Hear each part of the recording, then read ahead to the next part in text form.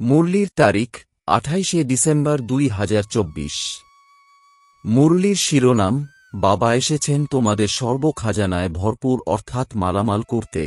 তোমরা শুধু ঈশ্বরীয় মতানুযায়ী চলো, ভালোভাবে পুরুষার্থ করে অবিনাশী উত্তরাধিকার প্রাপ্ত করো, মায়ার কাছে হেরে যেও না।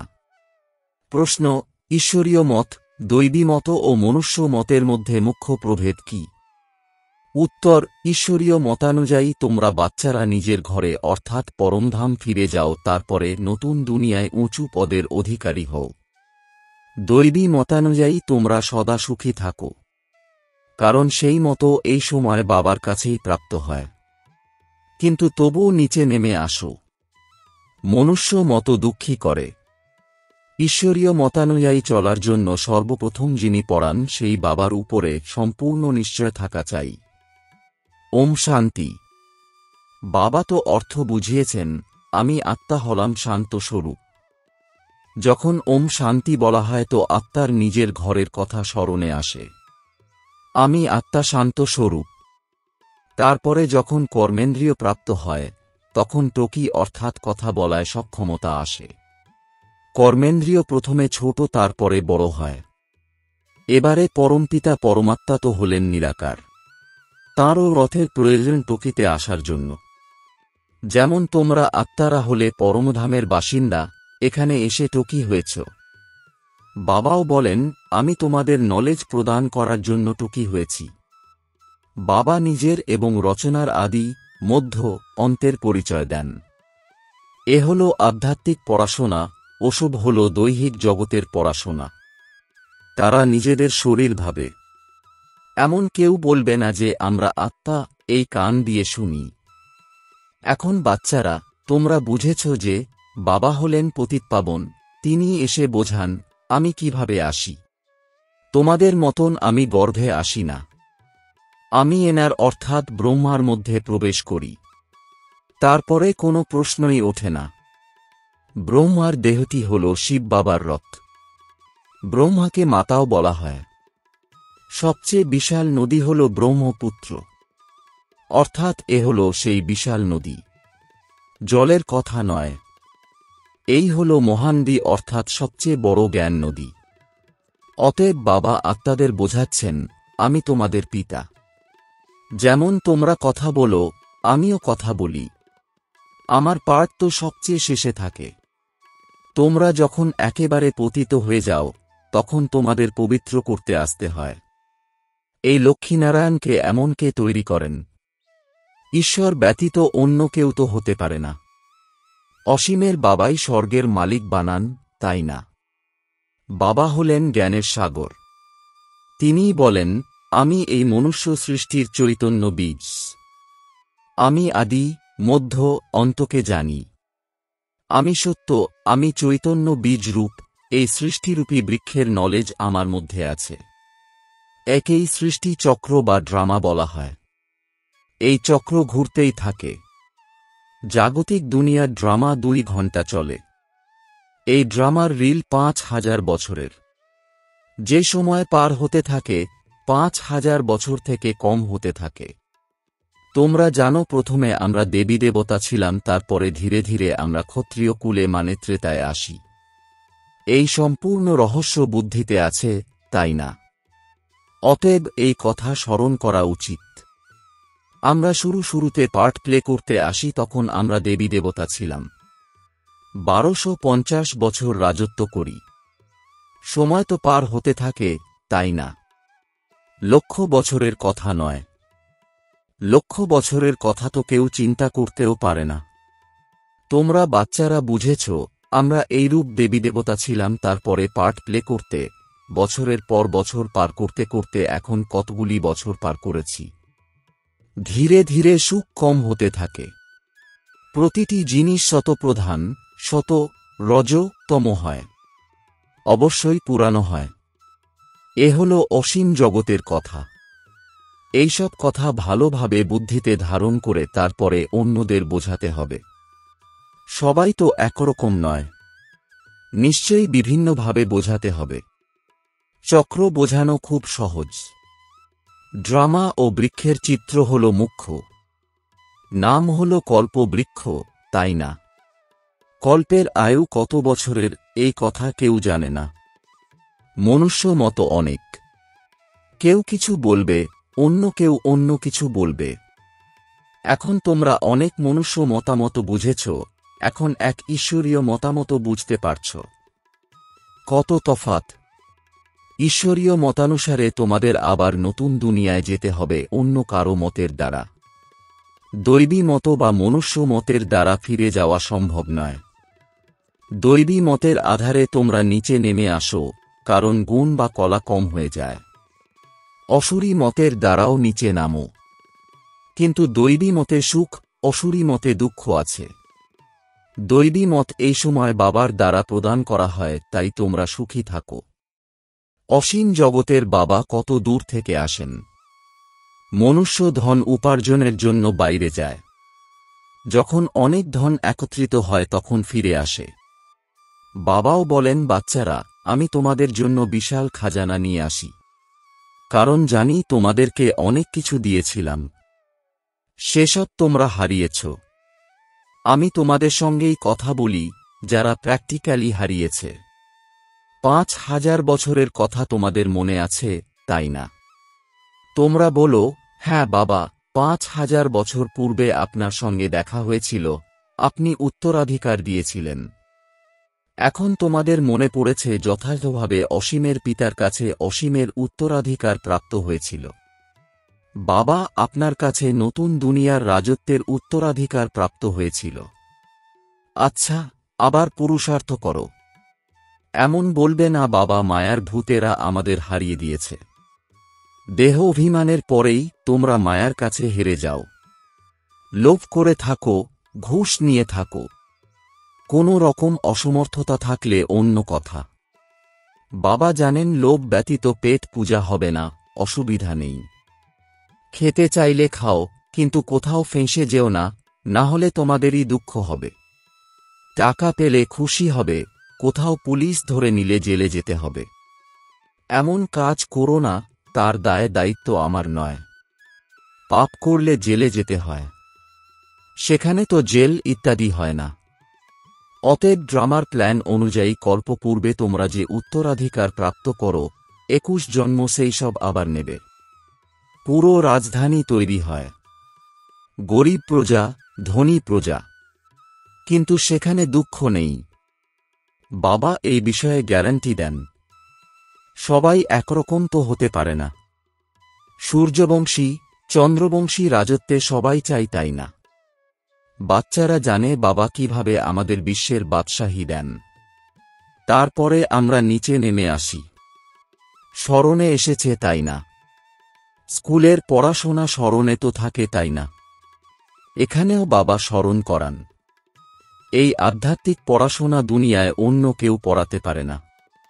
গীতায়ও লেখা আছে মন্মনাভব, যাকে মহামন্ত্র বশীকরণ মন্ত্র বলা হয়, অর্থাৎ মায়ার উপরে জয় লাভ করার মন্ত্র।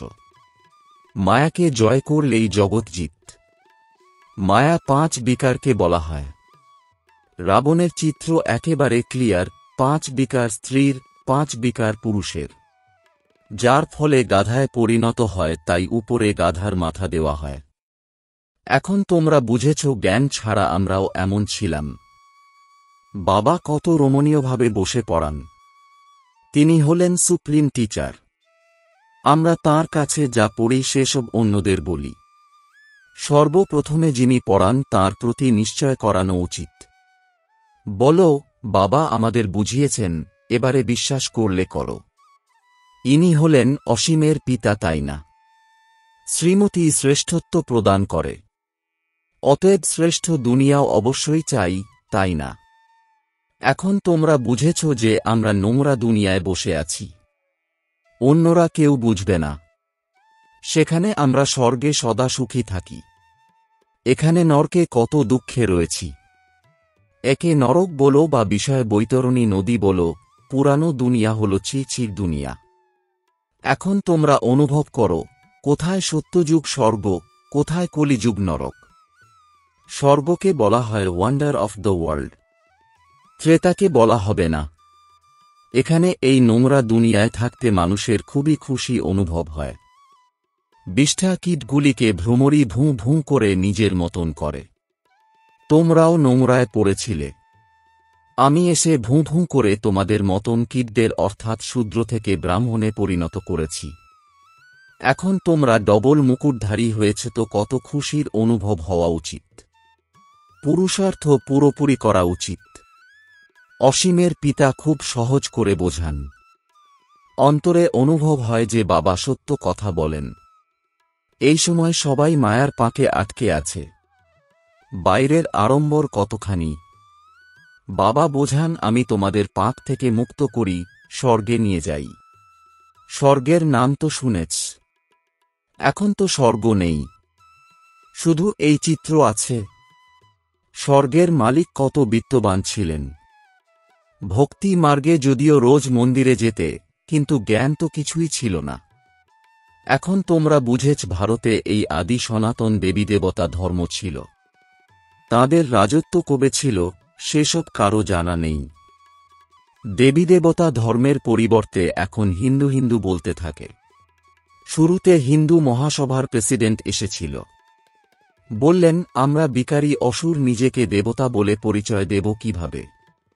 আমি বলি, আচ্ছা এসো তোমাকে বোঝাই, পুনরায় দেবী দেবতা ধর্মের স্থাপনা হচ্ছে। আমি তোমাকে স্বর্গের মালিক করে দেব, বসে শেখো। তিনি বললেন, দাদা সময় কোথায়? সময় না থাকলে দেবতা হবে কিভাবে? এ তো হল পড়াশোনা, তাই না? বেচারার ভাগ্যে ছিল না, মারা গেল অর্থাৎ হাত ছেড়ে চলে গেল। এমনও বলা হবে না যে সে প্রজায় আসবে। না, এমনি এসেছিল, শুনেছিল যে এখানে পবিত্রতার জ্ঞান প্রাপ্ত হয়, কিন্তু সত্যযুগে আসতে পারবে না। তবুও হিন্দু ধর্মে তো আসবেই। তোমরা বাচ্চারা বুঝেছ যে মায়া প্রচণ্ড শক্তিশালী, কিছু না কিছু ভুল করাতেই থাকে। কখনো কোনো উল্টো কর্ম হয়ে গেলে বাবাকে অন্তর থেকে সত্য কথাগুলো বলে দিতে হবে। রাবণের দুনিয়ায় পাপ তো হতেই থাকে। তারা বলে আমরা হলাম জন্ম জন্মান্তরের পাপী। এই কথা কে বলেছে? আত্মা বলে, বাবার সম্মুখে অথবা দেবতাদের সামনে। এখন তো তোমরা অনুভব করেছ সঠিকভাবে আমরা জন্ম জন্মান্তরের পাপী ছিলাম। রাবণের রাজ্যে পাপ অবশ্যই হয়েছে। অনেক জন্মের পাপ তো বর্ণনা করাও অসম্ভব। এই জন্মের বর্ণনা করতে পারো, সেসব বাবাকে বলে দিলেও হালকা হবে। সার্জেনের সামনে অসুখ বর্ণনা করলে অমুককে মেরেছি, চুরি করেছি, এইসব বলতে লজ্জা অনুভব হয় না। বিকারগ্রস্ত হওয়ার কথা বললে লজ্জা অনুভব হয়। সার্জেনের কাছে লজ্জা বোধ করলে অসুখ সারবে কিভাবে? তারপরে অন্তর্মনে অনুতাপ হবে, বাবাকে স্মরণ করতে পারবে না। সত্য বলে দিলে স্মরণ করতে পারবে। বাবা বলেন, আমি সার্জেন তোমাদের ঔষধ প্রদান করি, তোমাদের কায়া সদা কাঞ্চন থাকবে। সার্জেনকে বলে দিলে হালকা হয়ে যায়। কেউ নিজেই লেখে, বাবা আমরা জন্ম জন্মান্তর পাপ করেছি, পাপ আত্মাদের দুনিয়ায় পাপাত্মা হয়েছি। এখন বাবা বলেন, বাচ্চারা, পাপ আত্মাদের সঙ্গে তোমরা কোনো রকম লেনদেন করবে না। সত্য সদ্গুরু অকাল মূর্তি হলেন বাবা, তিনি কখনো পুনর্জন্মে আসেন না। তারা অকাল তক্ত নাম রেখেছে, কিন্তু অর্থ বোঝে না। বাবা বুঝিয়েছেন, এ হল আত্মার তক্ত। এখানেই শোভা পায়, তিলকও এখানে ভ্রু যুগলের মাঝখানে দেওয়া হয়, তাই না? আসলে তিলক একদম বিন্দু সম দেওয়া হতো। এখন তোমাদের নিজেদেরকে নিজেই তিলক দিতে হবে। বাবাকে স্মরণ করতে থাকো। যারা অনেক সার্ভিস করবে তারা বড় মহারাজা হবে। নতুন দুনিয়ায় পুরানো দুনিয়ার পড়া কি পড়বে নাকি? সুতরাং এত উঁচু পড়াশোনায় মনোনিবেশ করা উচিত। এখানে বসে থেকেও অনেকের বুদ্ধিযোগ ভালো থাকে, অনেকের বুদ্ধি বাইরে বিচরণ করে। কেউ 10 মিনিট লেখে, কেউ 15 মিনিট লেখে। যার চার্ট ভালো থাকবে তার নেশাও বেশি থাকবে। বাবা এত সময় আমরা আপনার স্মরণে ছিলাম। 15 মিনিটের বেশি তো কেউ লিখতে পারে না। বুদ্ধি এদিক ওদিক বিচরণ করে। যদি সবাই একরস হয়ে যাবে তাহলে তো কর্মাতীত অবস্থা হয়ে যাবে। বাবা কত মিষ্টি মিষ্টি লাভলি কথা শোনান। এমন করে তো কোনো গুরু শেখাননি। গুরুর কাছে একজন শিখবে না, গুরুর কাছে তো 1000 জন শিখবে, তাই না? সদ্গুরুর কাছে তোমরা কত কি শিখছ। এ হল মায়াকে বশে করার মন্ত্র। মায়া 5 বিকারকে বলা হয়। ধনকে সম্পত্তি বলা হয়। লক্ষ্মীনারায়ণের জন্য বলা হবে তাঁদের কাছে অনেক সম্পত্তি আছে। লক্ষ্মীনারায়ণকে কখনো মাতা পিতা বলা হবে না। আদিদেব আদি দেবীকে জগৎ পিতা জগৎ অম্বা বলা হয়, এদের নয়। এনারা হলেন স্বর্গের মালিক। অবিনাশী জ্ঞান ধন নিয়ে আমরা বিত্তবান হই। অম্বার কাছে অনেক মনস্কামনা নিয়ে যায়। লক্ষ্মীর কাছে যায় ধন লাভের আশায়, অন্য কিছু নয়। তাহলে বড় কে হলেন? এই কথা কেউ জানে না। অম্বার কাছে কি প্রাপ্তি হয়? লক্ষ্মীর কাছে কি প্রাপ্তি হয়? লক্ষ্মীর কাছে শুধু ধন চাওয়া হয়। অম্বার কাছে তোমরা সবকিছু প্রাপ্ত করো। অম্বার নাম বেশি কারণ মাতাদের বেশি দুঃখ সহ্য করতে হয়, তাই মাতাদের নাম বেশি হয়। আচ্ছা, তবুও বাবা বলেন বাবাকে স্মরণ করো তো পবিত্র হবে। চক্রকে স্মরণ করো, দৈবী গুণ ধারণ করো। অনেককে নিজের মতন বানাও। তোমরা গডফাদারের স্টুডেন্ট। কল্প পূর্বেও ছিলে, এখন আবার সেই উদ্দেশ্য সামনে আছে।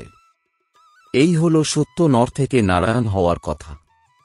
আচ্ছা, মিষ্টি মিষ্টি প্রশিক্ষার্থী বাচ্চাদের প্রতি মাতা পিতা বাপদাদার স্মরণের স্নেহসুমন আর সুপ্রভাত।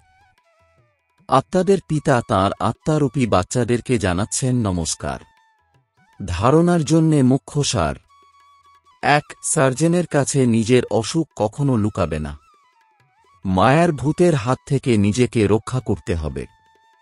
নিজেকে রাজতিলক প্রদান করতে সার্ভিস নিশ্চয়ই করতে হবে। 2. নিজেকে অবিনাশী জ্ঞান ধনে বিত্তবান করতে হবে। এখন পাপ আত্মাদের সঙ্গে কোনো রকম লেনদেন করবে না। পড়াশোনায় মনোনিবেশ করতে হবে। বরদান, এই কল্যাণকারী যুগে সকলের কল্যাণ করে প্রকৃতিজিৎ মায়াজিৎ ভব। এর বিস্তার, সঙ্গম যুগকে কল্যাণকারী যুগ বলা হয়। এই যুগে সদা এই সমান যেন স্মরণে থাকে যে আমি হলাম কল্যাণকারী আত্মা। আমার কর্তব্য হল প্রথমে নিজের কল্যাণ করা, তারপর সকলের কল্যাণ করা। শুধু মনুষ্যাত্মাদের নয়, আমরা প্রকৃতিরও কল্যাণ করি, এই জন্য প্রকৃতিজিৎ মায়াজিৎ বলা হয়। যখন আত্মা পুরুষ প্রকৃতিজিৎ হয়ে যায়, তখন প্রকৃতিও সুখদায়ী হয়ে যায়। তারা প্রকৃতি বা মায়ার দোলাচলে আসবে না। তাদের উপর অকল্যাণের বায়ুমণ্ডলের প্রভাব পড়বে না। স্লোগান, একে অপরের চিন্তাভাবনাকে সম্মান দাও, তাহলে মাননীয় হয়ে যাবে। ওম শান্তি।